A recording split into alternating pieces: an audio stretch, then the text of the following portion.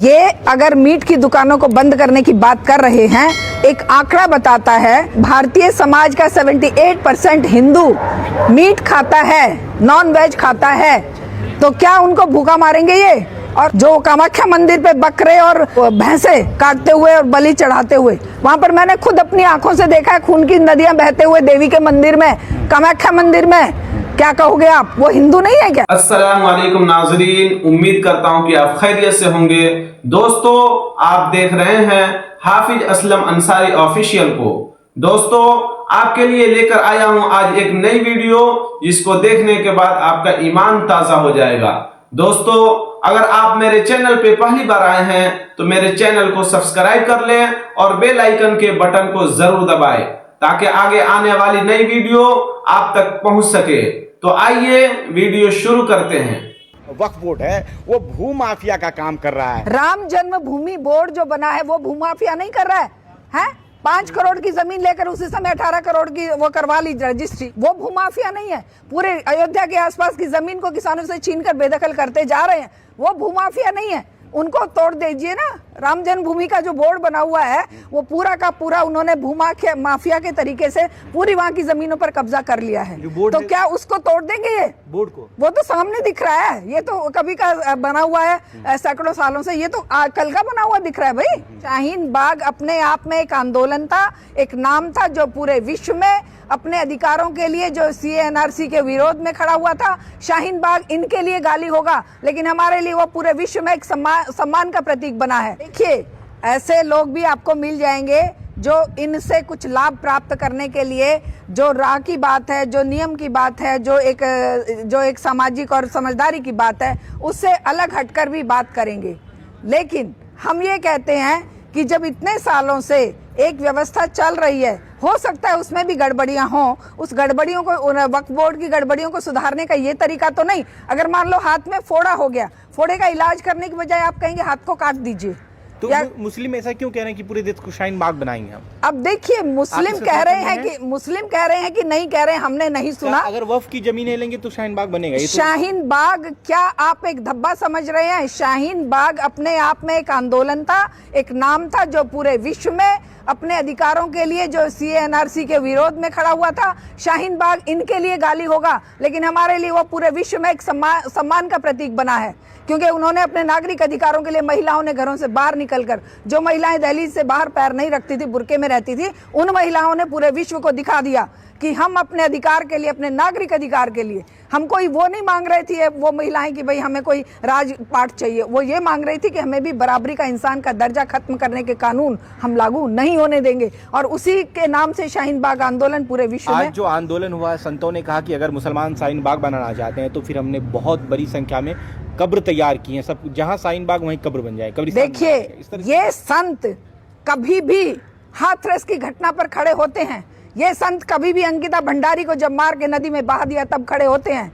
बताइए ना। ये कभी भी आसिफा जो वहां पर ये वो संत है जो आसिफा का रेप और मर्डर होने के बाद जब उसे मंदिर में दबा दिया, तब इनके मुंह में जबान नहीं खुली और तब ये उन रेपिस्टों के फेवर में तिरंगा यात्राएं निकाल रहे थे।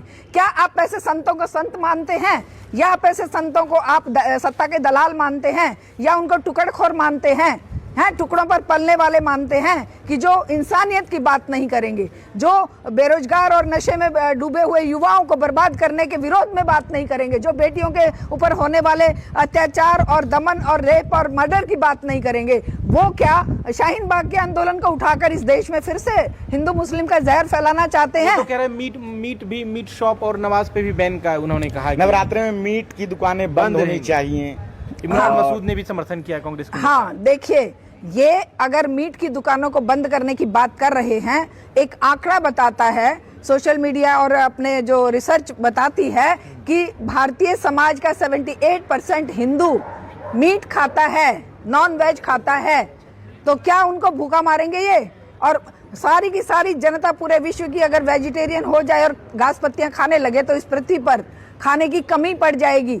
जहां जिस वातावरण में अगर कहीं फिश अवेलेबल है तो कोई फिश खाकर अपनी न्यूट्रिएंट्स वैल्यू लेता है, अगर कहीं पर मीट और चिकन अवेलेबल है तो वो खाता है। जो व्यवस्था जहां जहां पर सुटेबल है वो करते हैं। ये किसी की धार्मिक मान्यताएं नहीं है, क्योंकि आप देखिए बंगाल में बंगाल में मैंने खुद देखा है, जो कामाख्या मंदिर पे बकरे और ये क्या बोलते हैं वो भैंसे काटते हुए और बलि चढ़ाते हुए, वहां पर मैंने खुद अपनी आंखों से देखा है खून की नदियां बहते हुए देवी के मंदिर में, कामाख्या मंदिर में। क्या कहोगे आप, वो हिंदू नहीं है क्या? वो हिंदू नहीं है जो वहां पर काट रहे हैं बकरे भी और चूजे भी और आपके ये भैंसे भी और सुअर भी, सब कुछ काटते हैं वहां पर। मैंने खुद देखा और मेरा मतलब उल्टी आ गई थी मुझे देखकर। तो अगर वहां पर ये सब होता है और हिंदुओं के मंदिरों में होता है, तो क्या मंदिरों के, अब ये जो कह रहे हैं कि मंदिरों के आसपास की मीट की दुकानें बंद कर दो, तो क्या वो ये ज्यादा बड़े हिंदू हैं? इनको ज्यादा हिंदुत्व का ठेकेदार समझ लें हम? बिल्कुल नहीं। ये केवल हिंदू मुस्लिम की राजनीति के लिए ठेकेदार बनाकर जो हुड़दंगी इस व्यवस्था ने छोड़ दिए हैं, जिनको हमें एकजुट होकर जिनके अगेंस्ट फाइट करने की जरूरत है। मैम, एक कॉमेडियन है जो कि कुणाल कामरान, नाम आपने शायद सुना हो, और जिस प्रकार से उन्होंने एक स्टैंड अप कॉमेडी की, उसमें एक पैरोडी गाया, उसको लेकर जो एकनाथ शिंदे उनको बुरा लगता है, उनके पार्टी के लोगों को बुरा लगता है, और वो उनके स्टूडियो को तोड़फोड़ करते हैं, जबकि उन्होंने सीधा सीधा नाम तक नहीं लिया था। तो जो अभिव्यक्ति की स्वतंत्रता है, क्या अब आदमी जो है, जबकि आलोचना का अधिकार किसी भी व्यक्ति को है, सरकार की आलोचना कर सकता है, लेकिन उनके साथ जो है उनके स्टूडियो में तोड़फोड़ की गई, क्या कहेंगी इस स्थिति पे?